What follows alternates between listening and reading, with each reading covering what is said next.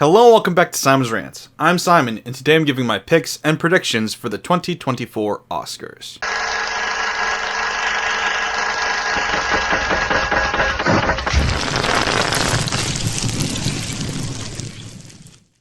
If you're new to this channel, you haven't seen any of these videos before, what I do is basically I pick who I think should win all of these categories, and then I give my prediction on who I think actually will win these categories. My picks don't always revolve on the nominees. Sometimes I think it was somebody that wasn't even nominated or I think was snubbed. My predictions, though, are based on what I think the Academy actually will do, what they've done in the past, how they typically work. They're pretty predictable, honestly. I've got a pretty good track record so far with this because they have certain tastes that they stick to. Last year was a little bit weird, with Everything Everywhere All at Once basically sweeping. That was odd, but other than that blip, they've been pretty much predictable every year. So I think this is usually pretty fun. I think you guys enjoy it too. So let me know in the comments below what your picks and your predictions are as well, and then we can come back after the Oscars and see how right or wrong we all were. What I typically do is I just go in the order that was listed on the website. I know they go in a different order when they televise it. Some of the categories they don't even actually televise, which I think is lame and stupid, but regardless, I'm just going to go based on how the website does it because that just makes it easier for me, and it gets actually the good categories out of the way in case that's all you care about. So first up we have Best Picture, and the nominees are American Fiction, Anatomy of a Fall, Barbie, The Holdovers, Killers of the Flower Moon, Maestro, Oppenheimer, Past Lives, Poor Things, and The Zone of Interest. Right off the bat, obviously, if you know me, you know my channel at all, The Holdovers is my pick. Absolutely 100%. I thought that was the best movie of the year. But as far as what I think actually will win, there's a big part of me that hopes The Holdovers actually will, but I don't think it will. I think Oppenheimer will win. I have talked plenty on this channel about how much I love Christopher Nolan. I think he's probably my favorite current director. I really enjoy his work. Oppenheimer, to me, is his most overrated movie to date. Not saying it's his worst, just most overrated. Same thing with Dunkirk. It seems whenever he deals with history and war, people love those movies, especially critics, and I'm not entirely sure why. I thought both of those movies were good, not great, and a little bit overrated. So I think Oppenheimer's probably going to win. I don't want it to, though. Like I said, I think The Holdovers was a better movie, but I think Oppenheimer will win. I do think also that American Fiction has a chance. Feels more like a Golden Globes movie than an Oscars movie, but there is a chance it could win. Killers of the Flower Moon, Past Lives, maybe. I don't think any of those really will.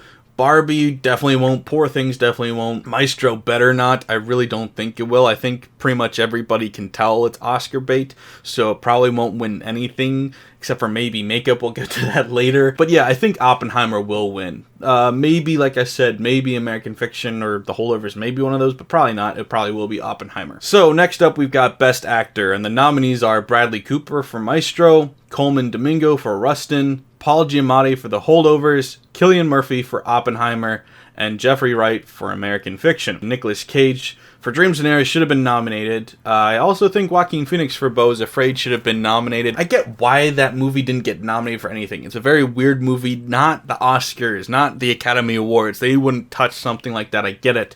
But it was really well made in a lot of areas, and I think it should have been considered for things like Best Actor, Best Director, Best Makeup, stuff like that. But anyway, Nicolas Cage definitely should have also been nominated. My pick is Paul Giamatti for The Holdovers, 100%. I thought he was the best actor this year. I also would not mind at all if Jeffrey Wright won. I thought he was great, and I think he has a decent chance to win, but he's probably third place behind both Paul Giamatti and, for whatever reason, Cillian Murphy. Cillian Murphy is taking everybody by storm. The award shows, fans alike, everybody is fawning over his performance. And I frankly don't get it. I thought he was good, not great. I think the whole movie, to me, is just pretty good. And I thought his performance was just not worthy of an Oscar to me. I thought it was fine. But whatever. My opinion doesn't matter. What it really matters is what the Oscars think, and I think the Oscars are going to pick it. Like I said, there's a small chance that either Paul Giamatti or Jeffrey Wright could win, and I do hope one of them does, but this seems to be already locked up for Cillian Murphy. As for anybody else, Bradley Cooper, there's no way he's gonna win. I know, I've said it before, that the Oscars are suckers for people playing real people, which could be part, I mean, Cillian Murphy is playing a real person. Bradley Cooper, though, is definitely putting more of effort into being a real person. I mean, Cillian Murphy didn't do much to, like, take on and embody a real person. He was just kind of, doing his typical acting. Bradley Cooper was transforming himself into this other role. However, he did it horribly. So he's not going to win. He's really not. Coleman Domingo for Rustin, also, I don't think he'd win either. So it's really going to be between Cillian Murphy, Paul Giamatti, and Jeffrey Wright. And like I said, Cillian Murphy, Oppenheimer's the darling. There's a chance it could end up having like a catastrophic failure where it gets nominated for like these 13 Academy Awards and then wins none of them. But I'm not expecting that. I'm expecting it to keep going and Cillian Murphy to win Best Actor for this. But, here's hoping for Paul Giamatti or Jeffrey Wright. I think either one of them would wholeheartedly deserve that. Next, we've got Best Actress. And the nominees are Annette Bening for Nyad, Lily Gladstone for Killers of the Flower Moon, Sandra Huller for Anatomy of a Fall, Carey Mulligan for Maestro, and Emma Stone for Poor Things. Now, if you've been following this at all, you've already heard Margot Robbie was not nominated for Barbie. And that doesn't make any sense. I mean, she should have been nominated. I really don't know why she wasn't. Also, my personal pick for Best Actress of the Year wasn't even nominated. I think this is the second year in a row that's happened. But Kaylee Spaney in Priscilla, playing Priscilla, that seems like an obvious pick for the Oscars. And I know maybe it was because, like, it's negative toward Elvis, and they had just heaped all of this praise that was unwarranted on the Elvis movie last year, and so now they don't want to take any of that back by saying, well, the Priscilla movie's good. But it's like Kaylee Spaney was playing a real person, did it amazingly well, came out of nowhere, delivered this amazing performance. She should have been nominated. I think she should have won. Obviously, she's not going to because she wasn't even nominated. I think that is just ridiculous. But of the options here, Lily Gladstone is just clearly, to me, the best pick, and I think she will win. I want her to win, and I think she will. There is a small chance that Emma Stone can win for Poor Things.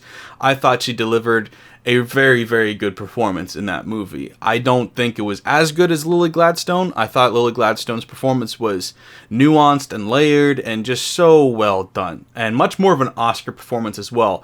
Poor Things feels more like a Golden Globes movie, and I know I keep using that phrasing. I'm sorry if you don't get that, but like every award show, every festival, they all have different vibes to them. And so it's not saying that a movie is better or worse, but it falls into a category. It fits a vibe better. Lily Gladstone just feels more like an Oscar pick than Emma Stone.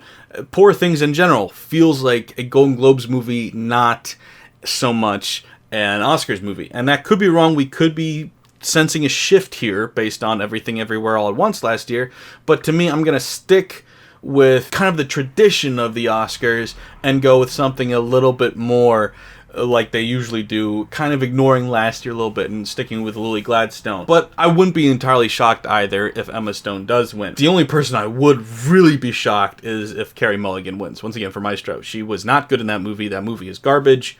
It's just pure Oscar bait. So if she wins, that's just the Oscars admitting that they're stupid and have no idea how to spot something that is appealing directly to them as Oscar bait, which I don't think they'll fall for that. I don't think they will do that. I think it's kind of funny that it even got nominated. But anyway, next up we've got Supporting Actor, and the nominees are Sterling K. Brown for American Fiction, Robert De Niro for Killers of the Flower Moon, Robert Downey Jr. for Oppenheimer, Ryan Gosling for Barbie, and Mark Ruffalo for Poor Things. And realistically, I think everybody has a legitimate chance to win this except for Ryan Gosling. That's one, it's so weird that he got nominated when Margot Robbie didn't. That makes no sense. But yeah, comedy actors don't really win Oscars. Once again, that's a difference between them and the Golden Globes. And I don't see that happening. I really do not see that happening. I think everybody else stands a much better chance. Because even though Poor Things was very funny, so was American Fiction, the performances in those movies by Sterling K. Brown and Mark Ruffalo were much more nuanced and much more dramatic in feel and tone and carried more weight to them. So Mark Ruffalo, who was very good, and Sterling K. Brown, who was also great, I think stand a much better chance than Ryan Gosling. But realistically, I don't think any of them will win. I think it's going to be Robert Downey Jr. for Oppenheimer. And once again, people have been raving about this performance. I do not understand why. I do not get it. I thought he was okay in this movie. I really did. Nothing memorable about it. Nothing to write home about it. I thought he was fine. But I think he's going to win. I don't get it, but I think he's going to win. Maybe he won't. Maybe De Niro will win for Killers of the Flower Moon. Or maybe Sterling K. Brown will. I hope Sterling K. Brown does. I said it in my American Fiction review. I thought, Jeffrey Wright was phenomenal. Everybody was talking about how great he was in that movie, and he was. But I thought Sterling K. Brown was even better. I thought he was the best actor in that movie. And so I think he should win Best Supporting Actor. I think he would deserve it. I think he was great. I also wouldn't be mad if Mark Ruffalo won. De Niro also delivered a very good performance. I don't think it's worthy of an Oscar, but it was very good. But, I mean, outside of Ryan Gosling, I thought Robert Downey Jr.'s performance is the worst on this list. So I don't know why but he's going to win. Anyway, moving on. Next up, we've got Supporting Actress, and the nominees are Emily Blunt for Oppenheimer, Danielle Brooks for The Color Purple, America Ferrera for Barbie, Jodie Foster for Nyad, and Divine Joy Randolph for The Holdovers. And I think both the Oscars and I know that there is only one close to correct pick here, and it's Divine Joy Randolph for The Holdovers. She was phenomenal. She already won the Golden Globe, and I think that everybody agrees she was the best supporting actress this year. I don't even know why we bothered nominating anybody else, because she was fantastic in that movie, and she definitely deserves the award. I mean, Emily Blunt, I thought was not good in Oppenheimer. Moving on. America Ferrera being nominated and Margot Robbie not being nominated for Barbie is such a joke. I do not understand what happened. That's just a mistake. That's just wrong. Like, she was not good in that movie. Margot Robbie was. I don't get it. I really do not get it. And then everybody else, Danielle Brooks in The Color Purple, Jodie Foster, Nyad, there's not enough groundswell there. I don't think there's enough interest in those movies. I don't think either of them really stand a chance. So it's going to be Divine Joy Randolph, and I agree with that choice. Next up, we've got Best Director, and the nominees are Jonathan Glazer for The Zone of Interest, Yorgos Lanthimos for Poor Things, Christopher Nolan for Oppenheimer, Martin Scorsese for Killers of the Flower Moon, and Justine Triet for Anatomy of a Fall. And once again, why did Greta Gerwig not get nominated? That doesn't make any sense. While we're at it, why did Sofia Coppola not get nominated? Why did Ben Affleck not get nominated? Why did Ari Aster not get nominated? Why did Alexander Payne not get nominated? If I had to pick Best Director, I'm picking Alexander Payne for The Holdovers. He was phenomenal. He should have been nominated. All of these guys and women, all of these guys and gals should have been nominated. And it's just ridiculous that they didn't. Realistically, it's between Christopher Nolan and Martin Scorsese.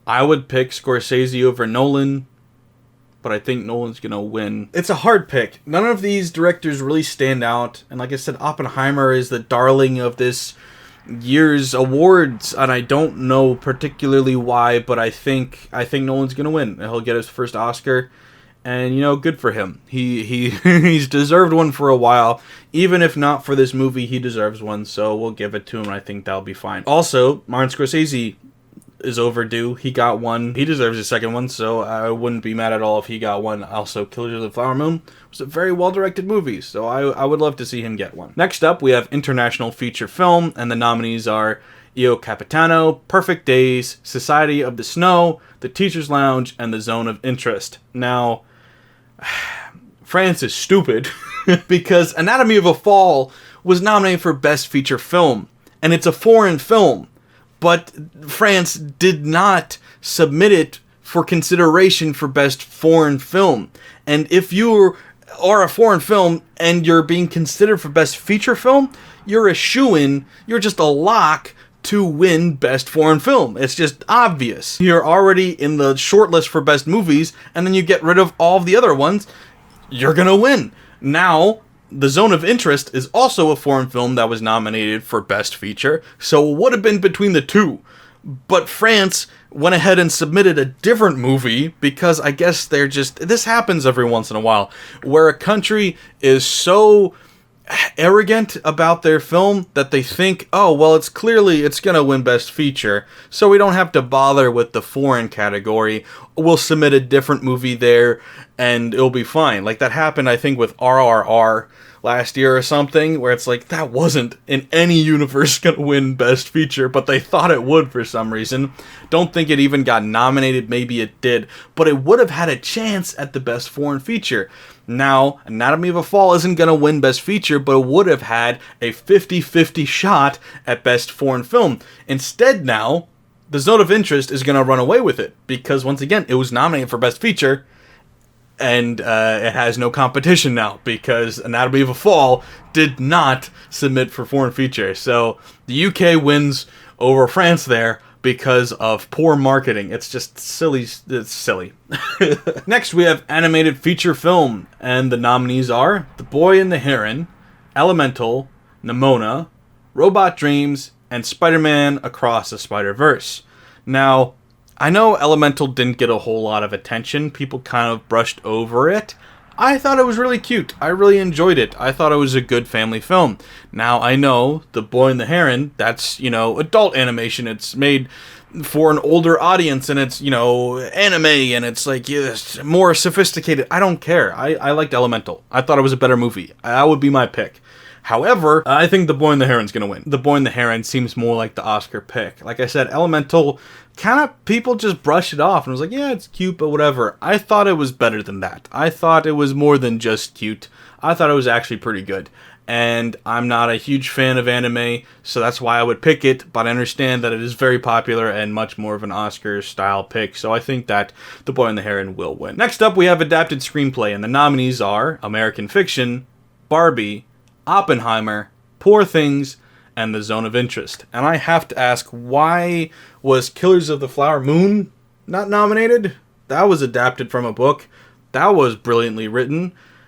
Okay, fine, whatever. Frankly, that wouldn't have been my pick anyway. I don't think, obviously, it would have won either. I think there's an obvious choice here, and that's American Fiction. I think it was the best adapted screenplay of the year by far. I mean, Poor Things definitely isn't gonna win. I don't think Barbie is gonna win. Maybe Oppenheimer will. Maybe The Zone of Interest will.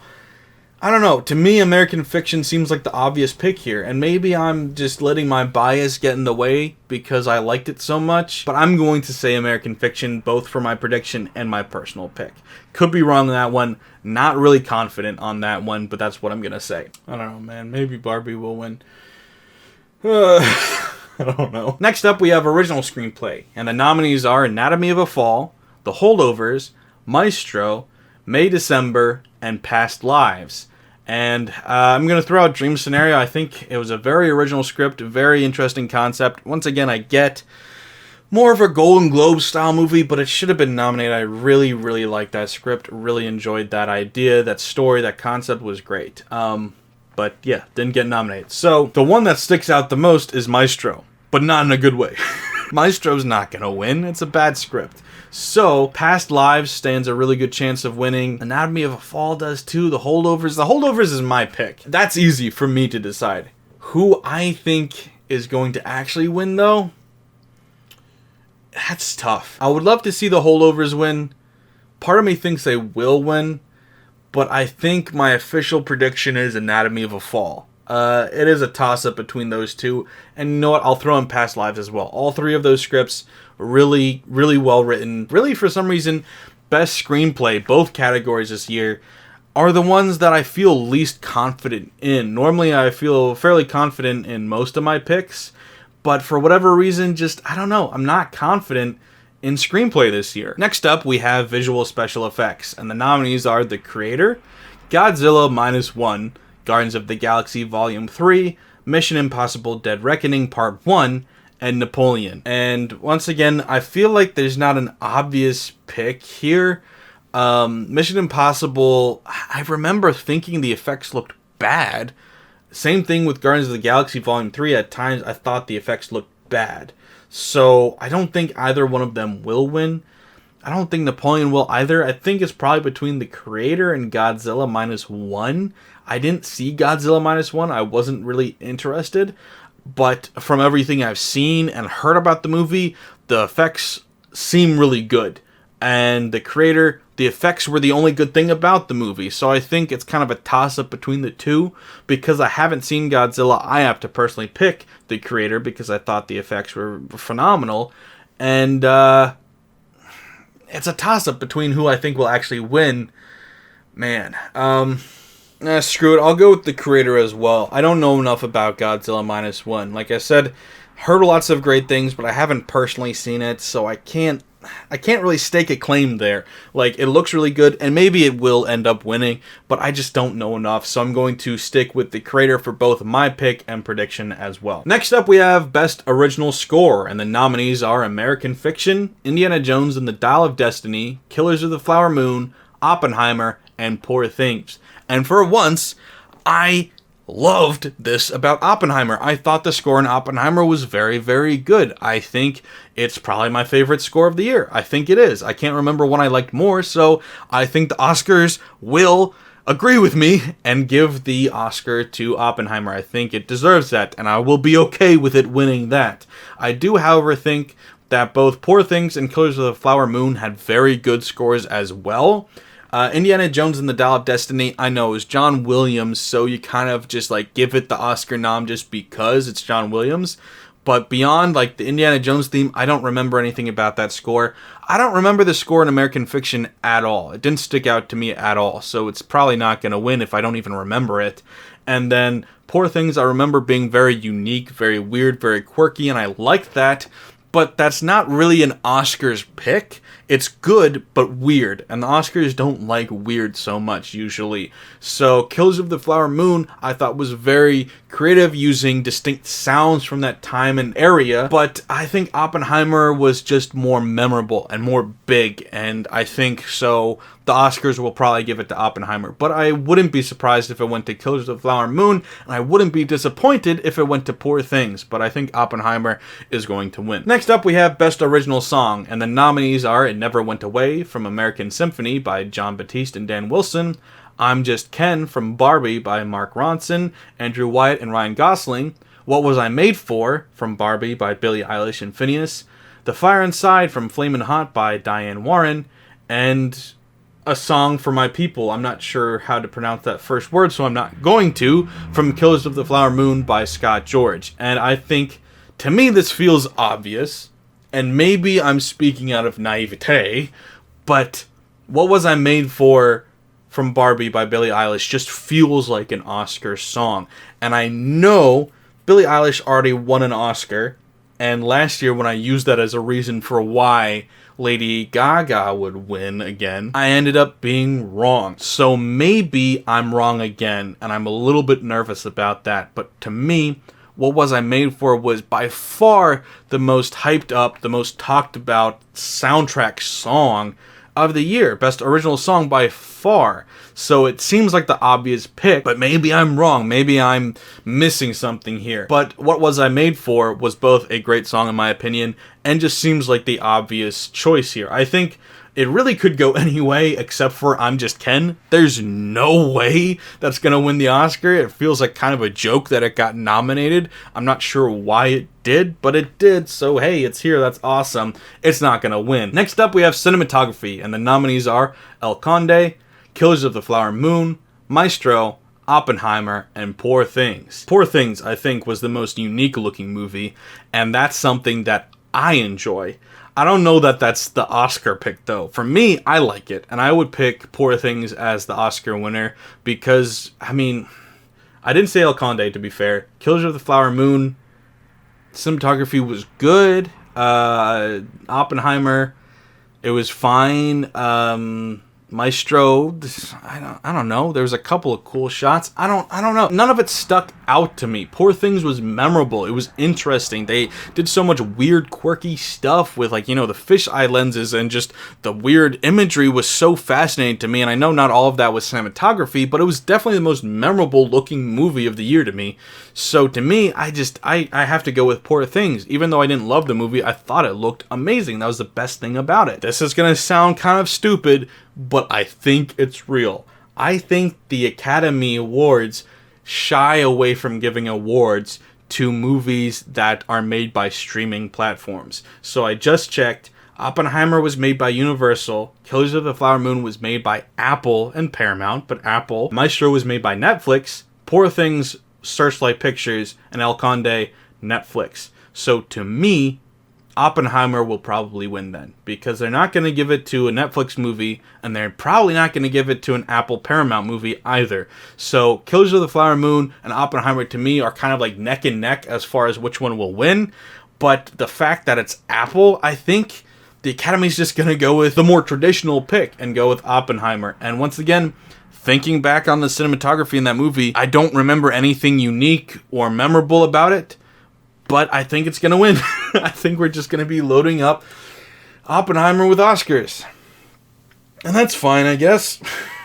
Sure, why not? Or hey, maybe they'll go completely against everything I believe about the Academy Awards and give it to Maestro, which is a Netflix movie and Oscar bait. Could happen, I don't know. But to me, of the three, it had the most memorable cinematography. It was also Oscar baity, but it was memorable. I remember things like certain standing shots, certain interesting things about it.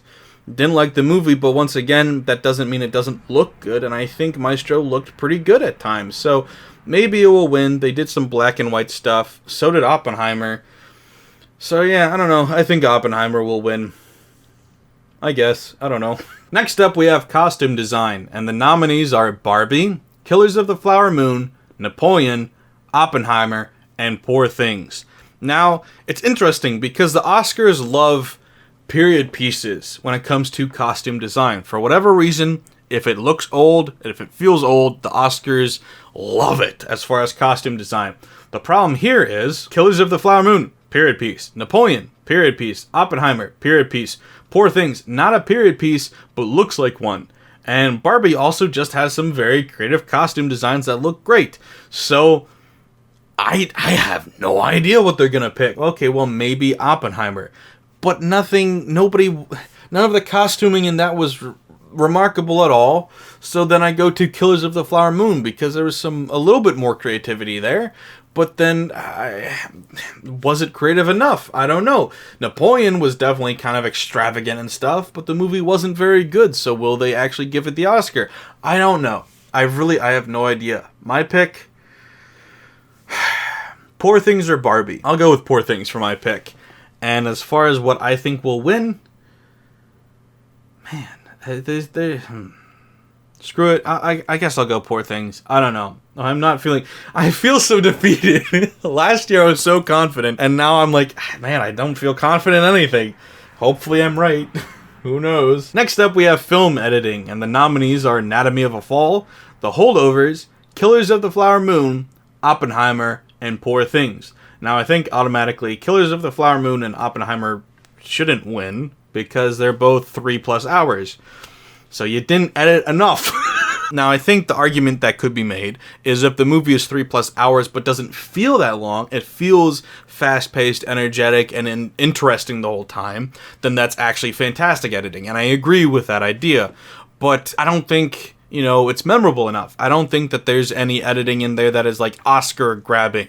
Maybe in Killers of the Flower Moon there was a couple moments, but it doesn't feel like that to me. None of them really do. Like, usually there's a nominee that stands out, either in this category, like the sound editing. Like, I always bring up The Sound of Metal, where it's like, well, that was it was clearly gonna win. It was the only movie that had sound editing or that impact on the movie. None of these movies have strong impact, with their editing. And I think, to me, my pick would be Dream Scenario, which wasn't nominated, but I think that editing was very impactful on that story. The Holdovers was my favorite movie of the year. The editing, though, wasn't why. I hate to say it, but when there's a movie that they want to win a lot of Oscars, they give what they consider the lesser Oscars to that movie. And Oppenheimer is the darling this year. And editing, for whatever reason, is a lesser Oscar. Now, I don't believe that, having now edited a movie and edited videos online for 6 years and also been editing well before that, I know how hard editing is. But it seems that most people in the Academy don't know what makes good or bad editing and just throw it at whatever movie is good. So I think Oppenheimer is going to win Best Editing. Next up, we have Sound Editing, and the nominees are The Creator, Maestro, Mission Impossible Dead Reckoning Part 1, Oppenheimer, and The Zone of Interest. So to me, my pick, probably Oppenheimer, and I think they're probably going to pick it too, because, you know, there's big loud sounds in it. I think also Maestro had some very good sound editing. I think Maestro or Oppenheimer is going to win. The Creator also, I think, is a dark horse here. I wouldn't be surprised if it won either, but I'm going to go with Oppenheimer, because I think people confuse good score for good sound editing. Not remotely related, but people do. Now, however, Maestro has some very good music in it as well, so maybe it will win because of that. Next, we have Production Design, and the nominees are Barbie, Killers of the Flower Moon, Napoleon, Oppenheimer, and Poor Things. I think that the Oscars and I might actually agree on this. I think we'll both go with Poor Things. I mean, just the look and the feel of the movie, which part of it can be attributed to CGI and cinematography, but I think altogether the best looking movie was Poor Things. I thought it looked fantastic, so I think it is the pick. This is another category that they like period pieces, so something like Oppenheimer, Killers of the Flower Moon, or Napoleon. I mean, they were all nominated again. They could all win. Barbie once again. Very unique. I love... Maybe I'm changing my mind. That's probably my second pick. I'll still say Poor Things, but I did love the production design. Like the sets, the practical effects, everything in Barbie looked phenomenal. I thought that was fantastic. So I think Poor Things is probably still barely edging it out for me, but Barbie looked amazing. So maybe Barbie will win. I don't know. I'm just going to stick with Poor Things for both my pick and prediction. Last up, we're doing makeup and hairstyling. And the nominees are Golda, Maestro, Oppenheimer, Poor Things, and Society of the Snow. If Maestro's going to win anything, it's going to be this. And I think it will. The only one really giving it a run for the money, Oppenheimer, they make people age as the movie goes on. And I distinctly remember kind of people chuckling in the theater about the old people makeup in that movie. It didn't look great. It kind of looked silly. However, in Maestro, I did complain about the fake nose. I thought it kind of put him in an uncanny valley area. But not when he was old. When he was younger, yeah. When he was old, it looked phenomenal. That makeup was amazing. So I think Maestro's gonna win. I mean, Poor Things had some very good makeup in it as well, and is kind of the dark horse in this category. I wouldn't be entirely shocked if it won, and I wouldn't be disappointed if it won, but I think Maestro is probably the obvious pick here. And so I'm picking it, and I'm predicting it to win as well. So that is what I thought. Those are my picks and predictions for the Oscars. What do you think, though? If you think you know better than me, if you think I'm wrong, please let me know in the comments below. I'd love to hear your opinions. Like I said, we can come back after the Oscars and see who was right, who was wrong, and talk more about it then. Thanks for watching, guys. Bye.